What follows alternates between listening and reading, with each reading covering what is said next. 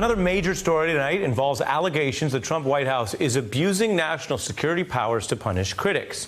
Now, if that sounds like a headline from Nixon's enemies list, well, tonight there are national security experts saying it is. And this also shows that the White House is, of course, trying to change the topic from what appeared to be an increasingly tough battle, a losing battle for Trump with Omarosa, or from Paul Manafort's trial, which, of course, was our top story tonight, to Donald Trump aiming fire at former CIA Director John Brennan, one of his harshest critics. I've decided to revoke the security clearance of John Brennan, former director of the Central Intelligence Agency. Mr. Brennan has recently leveraged his status as a former high-ranking official with access to highly sensitive information to make a series of unfounded and outrageous allegations, wild outbursts on the internet and television about this administration. Wild outburst. The White House has promised similar retribution against a host of other critics. You can see there, former officials. Brennan punching back, and he's making waves tonight, right now, by likening this to the behavior of despots and autocrats. This is not going to deter me at all. I'm going to continue to speak out. I've seen this type of behavior and actions on the part of foreign tyrants and despots and autocrats for many, many years during my CIA and national security career. I never, ever thought that I would see it here in the United States. I am joined by David Priess. He's a former CIA intelligence officer and briefer who used to actually give Bob Mueller his morning intelligence briefing. He's the author of the President's Book of Secrets. And back with me is Bloomberg's Tim O'Brien. When you look at this, David, how inappropriate is this type of use of the intelligence powers and the revoking of a classified access? I'll be blunt. This is not America.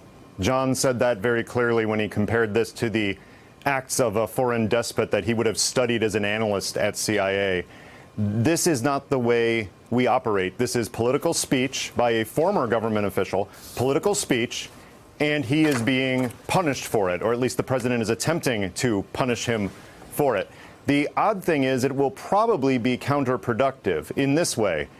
I don't know of a single senior intelligence official or U.S. government employee who would feel constrained from speaking out because of this. In fact, this is likely to motivate more of the very thing that presumably the president is trying to prevent with this unprecedented action. So it's both. Is it? I mean, I don't want to be. I take your moral and patriotic criticism, and I think that applies.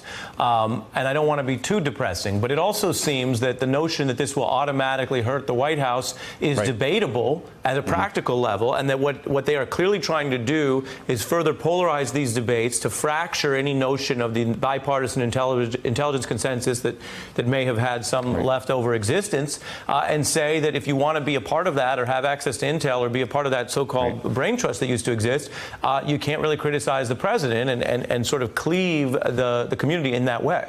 I take your point, but there's a false premise there, which is that the security clearance is for the benefit of John Brennan or the list of others, the Mike Haydens, the Jim Clappers. They're not getting any benefit from this. The reason they have those security clearances as legacy former senior officials in the intel community is to make it easier for them to consult on major issues that come up that could benefit the current officers there. I can virtually guarantee you that Gina Haspel, like all of her predecessors as CIA director, reached out to the former directors of Central Intelligence to talk to them as she started her job to say, what are the things you wish you would have known earlier? What are the mistakes you made that I can avoid early on?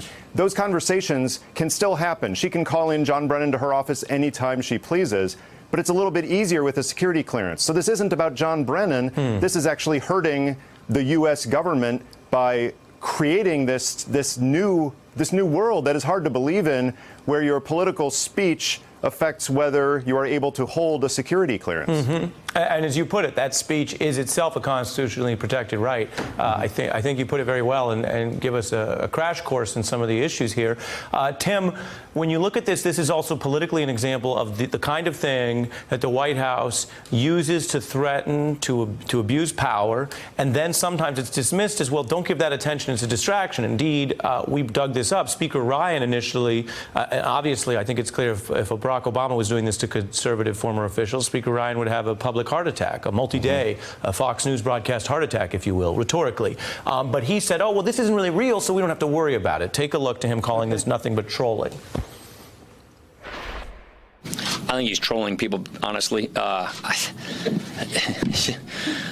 This is something that's in the purview of the executive branch. I think some of these people have already lost their clearances. It's not really in our purview. Yeah. The Banana Republic comments. I think he's just trolling people. That was July. Here we are in August. Some people are tuned out of the news and living their lives, but it's not trolling. It's using national security powers, according to many of these experts, to punish dissent. To quash dissent, opposition, and institutions. Remember, this isn't a week in which the last 2 weeks he's called the media enemies of the people. He's routinely called Robert Mueller's investigation a witch hunt. At a campaign fundraiser earlier this week, he called fact checkers at newspapers bad people. And now he's revoking security clearances of public servants who are members of the law enforcement and intelligence communities. Why? Because he's progressively and routinely trying to undermine the institutions in the United States that should function in a nonpartisan way and are part of keeping a check on the presidency and the federal government, because he doesn't want to be checked. He doesn't want his veracity to be examined, because he's doing exactly what people who have autocratic impulses do, which is to quash the opposition.